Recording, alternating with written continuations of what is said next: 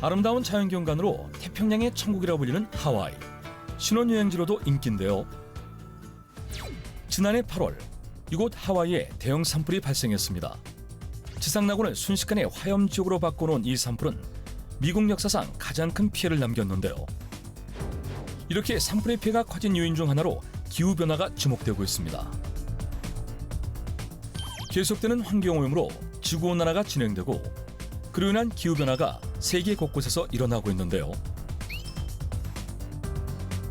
기후변화로 생태계 환경이 바뀌어 산불의 피해가 커졌다는 분석입니다. 뜨겁게 달아오른 지구가 이제 우리 삶의 터전을 위협하고 있습니다. 온난화와 기후변화를 막기 위한 탄소 중립은 이제 전 세계의 뜨거운 화두로 떠올랐습니다.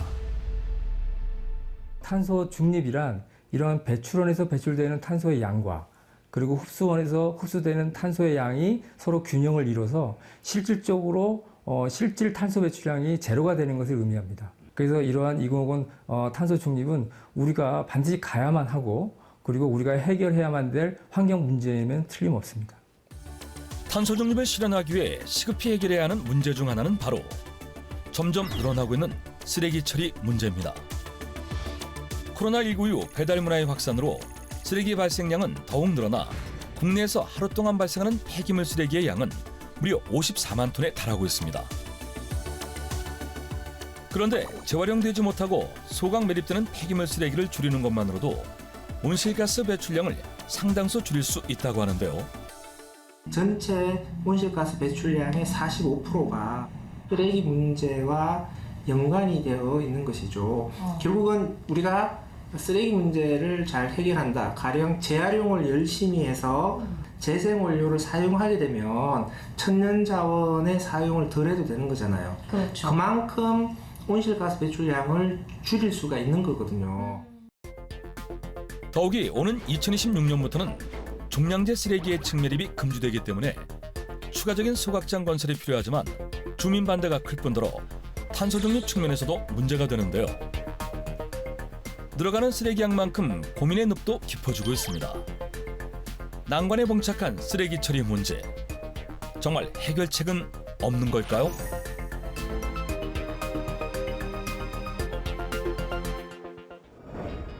특별한 기술력으로 쓰레기 처리 문제에 새로운 대안을 제시하고 있는 한 중소기업을 찾아가 봤습니다.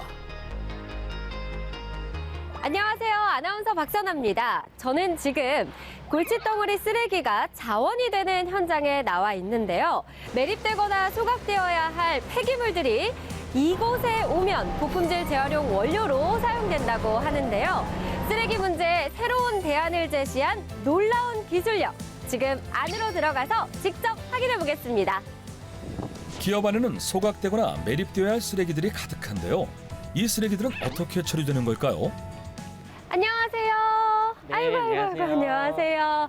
아, 쓰레기가 정말 산처럼 많이 있습니다. 이곳에서 국제적 망신을 줬던 우리 의성 쓰레기산 문제도 해결을 했다고 들었는데요. 지난 2019년 경북 의성군에 방치된 거대한 쓰레기산 문제가 미국 CNN에 보도되면서 국제적으로 큰 망신을 샀습니다. 그런데 20만 톤이 넘는 불법 폐기물들이 쌓여 엄청난 피해를 낳았던 쓰레기산이 기업의 기술력으로 단 1년 6개월 만에 말끔하게 정리됐습니다. 저희도 굉장히 어려웠던 현장으로 기억을 하는데요. 네. 저희가 가지고 있는 분리선별하는 기술을 현장에 적용을 해서 재활용할 수 있는 재활용 가능 자원을 분리선별을 먼저 한 다음에 그 다음에 현장에서 처리를 함으로 인해서 단기간 내에 가장 효율적으로 처리할 수 있었습니다. 선별 과정이 굉장히 중요한 핵심이었던 것 같은데요. 그 선별 과정은 어떤 식으로 이루어지나요? 쌓여져 있는 폐기물을 먼저 투입하는 투입 공정이 있고 그 다음에 기계에 들어가서 파쇄, 네. 선별, 분쇄, 건조 등의 공정을 거쳐서 처리할 수 있었습니다. 그럼 기업의 놀라운 기술력을 좀 더 자세히 알아볼까요? 이곳에서는 이물질이 묻어있어 재활용이 불가한 재활용 쓰레기를 비롯해 종량제 봉투 속 생활 폐기물을 자원하고 있는데요. 좀 더 쉽게 설명하면 금속, 플라스틱, 폐비닐 등이 묻은 오염물을 제거해 재활용할 수 있도록 하는 것입니다.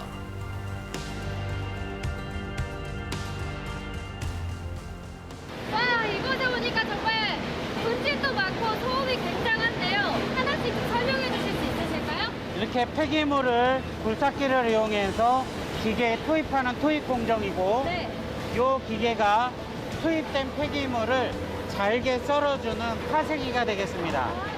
요거는 파쇄기를 거친 폐기물이 이송을 하면서 자성을 이용해서 금속류를 분리선별하는 기계가 되겠습니다. 이물질을 제거한 후 재활용하기 쉽게 금속류만 분리됐네요. 비닐들도 같이 있네요. 네, 맞습니다. 왜냐하면 금속류 중에 옷걸이 등이 들어오기 때문에 옷걸이에 걸려있는 재활용할 수 있는 폐비닐들이 조금 혼입이 되는데 요거는 네. 요거를 또 분리선별하는 재활용 업체로 반출이 돼서 실질적으로 금속을 재활용하는 데 활용이 되기도 합니다. 그렇게 통과된 것은 입도 선별기라는 걸 통해서 폐기물의 사이즈를 통해서 고품질은 위쪽으로, 저품질은 하부로 이동되는 선별기가 되겠습니다. 이게 마지막 공정인가요? 아닙니다. 계속 이어져 있는데 가장 핵심 기술인 타격형 선별기입니다. 폐기물을 직접적으로 때려서 비닐에 묻어있는 이물질, 토사, 흙들을 밑으로 분리하는 핵심 기술이 되겠습니다. 이렇게 털린 흙들, 미세한 종이류들이 이렇게 분리선별되고 있습니다. 강력한 타격 기술로 오염물을 제거하는 게 핵심 기술이었군요. 비닐만 완전 쌓여있네요. 네, 그렇습니다. 여러 선별 공정을 거친 결과물로 최종적으로 고품질의 재활용 원료가 되겠습니다. 기술력 최고인 것 같습니다. 파쇄, 타격, 건조 등의 과정을 통해 이물질을 제거. 쓰레기를 자원하는 기술 덕분에 재활용률이 높아진 것은 물론이고 매립되거나 소각되는 쓰레기 양도 줄어들었으니 다각적으로 탄소 배출 감소 효과를 거둘 수 있습니다.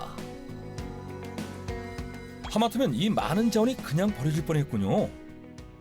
와, 정말 이 표현이 맞는지 모르겠습니다. 잘 정돈된 쓰레기가 있네요. 이곳으로 오는 폐기물들은 재활용률이 도대체 어느 정도 되는 거예요? 수치로 표현하자면 하루에 100톤 정도가 들어오면 네. 적게는 50, 많게는 약 70톤이 재활용돼서 반출되고 있습니다. 기존엔 그냥 버려졌던 쓰레기들이 최대 70% 가까이 재활용돼 자원화된다니 정말 놀랍습니다. 쓰레기 다이어트 효과 정말 대단하네요. 플라스틱 같은 경우에도 플라스틱 재활용을 하게 되면 석유를 채굴해서 플라스틱을 만드는 것보다 온실가스 배출량을 거의 60%를 줄여요. 원료를 대체하면서 줄일 수 있는 탄소 감축 효과도 엄청나게 큰 것이죠. 그렇다면 이제 재활용이 가능해진 쓰레기들은 어떻게 처리될까요?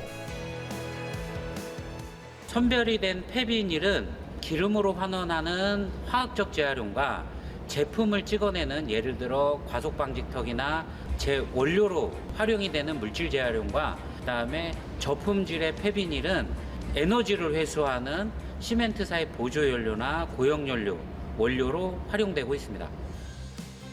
경북 문경시에 위치한 이 기업에서는 특별한 기술을 통해 전처리 기술을 거친 폐합성 수지류를 오일, 가스 등의 에너지로 자원하고 있다고 하는데요. 지금까지 그저 쓰레기에 지나지 않았던 것들이 정말 자원이 될 수 있는 걸까요?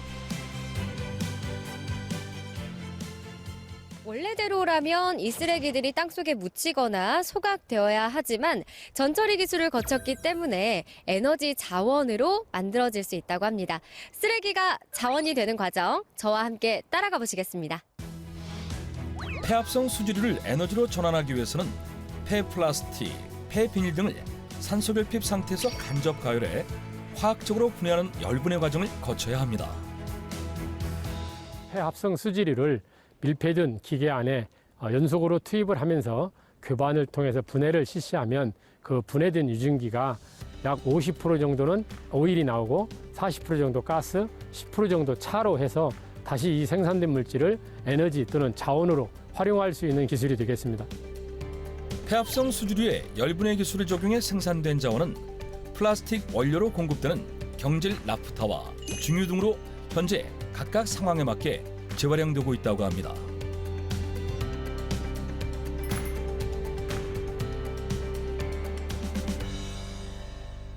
이 오일은 저희가 여기서 사용하는 게 아니고 정육공장으로 보내서 이것을 정제를 해서 화학적 재활용을 하는 데 사용을 하는 것으로 되어 있고 일부는 연료로도 사용할 수 있는 이런 다방면에 사용할 수가 있습니다. 또한 가스는 저희가 생산한 가스의 약 20%에서 30% 정도를 자체 가열용으로 사용하고 나머지 잉여 가스는 여론으로 활용하거나 아니면 수소를 생산하거나 가스 엔진 발전 등의 자원으로 활용할 수 있는 그런 가스가 되겠습니다. 폐기물 쓰레기가 자원화되면서 굉장히 친환경적으로 효과가 클 것 같습니다. 만약에 이 합성 수지류를 태우게 된다면, 소각을 하게 된다면 발생하는 CO2 때문에 지구 온난화 문제인데 이게 열분해를 하면 소각 대비 약 80% 정도까지 감소를 시킬 수 있기 때문에 앞으로 지구 온난화에 대응이 가능한 기술이 되겠습니다. 이렇듯 쓰레기가 자원화될 수 있었던 것은 전처리 기술이 뒷받침됐기 때문인데요. 쓰레기 문제에 새로운 대안이 될 수 있을까요? 현재 물질로 재활용하지 못하고 있는 소각 처리되고 있는 폐기물 중에서 물론 직접적으로 물질 재활용은 불가능하지만 이러한 전처리 기술을 확대 적용을 해서 열분해가 가능한 폐플라스틱과 같은 그 폐기물을 추가적으로 회수를 해서 열분해에서 화학적으로 재활용이 가능하다면 이는 지금 현재 플라스틱 문제를 해결할 수 있는 환경적 그리고 경제적으로도 매우 효과가 큰 그런 방법이 될 수 있습니다. 차별화된 쓰레기 전처리 기술을 통해 소각 매립되는 쓰레기 양을 획기적으로 줄여 쓰레기 처리와 환경 문제의 근본적인 해결책을 제시하고 있는 기업. 이들이 그리는 미래 비전은 어떤 모습일까요? 네, 안녕하세요. 안녕하세요. 네, 아니 제가 버려지는 쓰레기가 자원으로 변신하는 그 모습을 봤는데 와 정말 놀라운 기술력이 아닌가 하는 생각이 들었습니다. 탄생 배경이 또 궁금합니다. 지금 저희가 버려지는 쓰레기 안에 새로운 자원들이 굉장히 많이 있습니다. 고품질의 자원들이 지금 소각 매립되고 있다는 것. 그걸 갖다 해소하기 위해서 전처리 기술을 갖다가 개발하게 되었습니다. 그렇다면 이 폐기물 전처리 기술을 활용하면 소각되거나 매립되는 쓰레기를 어느 정도 감축시킬 수 있는 건가요? 저희가 재활용 가능 자원이 지금 소각 매립되는 폐기물 중에 약 50%는 재활용 가능 자원으로 해소해서 새로운 화석연료, 대체 자원으로 쓸 수 있다고 판단하고 있습니다. 쓰레기 매립이나 소각으로 인한 환경 오염 문제도 굉장히 심각한데 폐기물 전처리 기술을 활용했을 때 환경적인 면에서 경제적인 면에서도 굉장히 기대 효과가 클 것 같아요. 증설은 필요할 수 있겠지만 신설은 필요하지 않다고 보기 때문에 거기에 들어가는 비용들 그리고 소각재만 매립되기 때문에 매립장이 수명이 연장되지 않습니까? 매립장을 새로 짓지 않아도 되는 부분들 주변 환경을 피해를 최소화시키는 부분들이 가장 큰 경제적인 환경적인 효과가 되지 않겠나 그런 생각을 합니다. 자, 그렇다면 쓰레기 문제 해결의 선구자로서 현재 대한민국 쓰레기 처리 문제는 또 어떻게 보고 계신가요? 앞으로 이제 전 세계적인 기후협약, 기후변화협약, 그리고 사회적 갈등 부분들이 있기 때문에 지금 전환점이라고 봅니다. 지금 과거에 이제 쓰레기나 소각 또는 매립에 처리 방법을 갖다 의존했다 그러면은 감량을 통해서 고품질 자원화를 통해서 어떤 자원순환 경제로 전환시켜주는 이런 쪽으로 이런 방향으로 가야 되는 것이 바람직하다고 생각하고 있습니다. 그렇다면 우리 기업에서는 앞으로 어떤 비전, 어떤 목표를 또 가지고 있는지 궁금합니다. 항상 쓰레기 문제는 참 굉장히 심각하죠. 저희도 오랜 기간 동안 어떤 기술 개발을 통해서 이 문제를 해결해 주세요. 노력해 왔지만 저희만의 문제는 아닌 것 같습니다. 저희가 가지고 있는 기술력을 가지고 앞으로 더 고민해서 사회적 기여를 할 수 있도록 저희도 더 노력했습니다. 네, 말씀하신 대로 정말 기업 하나만 이렇게 고민하고 연구해야 될 문제는 아닌 것 같아요. 대한민국 개개인이 다 노력해야 될 부분인 것 같고요. 앞으로 쓰레기 걱정 없는 청정한 대한민국을 만드는데 잘 부탁드리도록 하겠습니다. 네, 함께해 주셔서 감사합니다.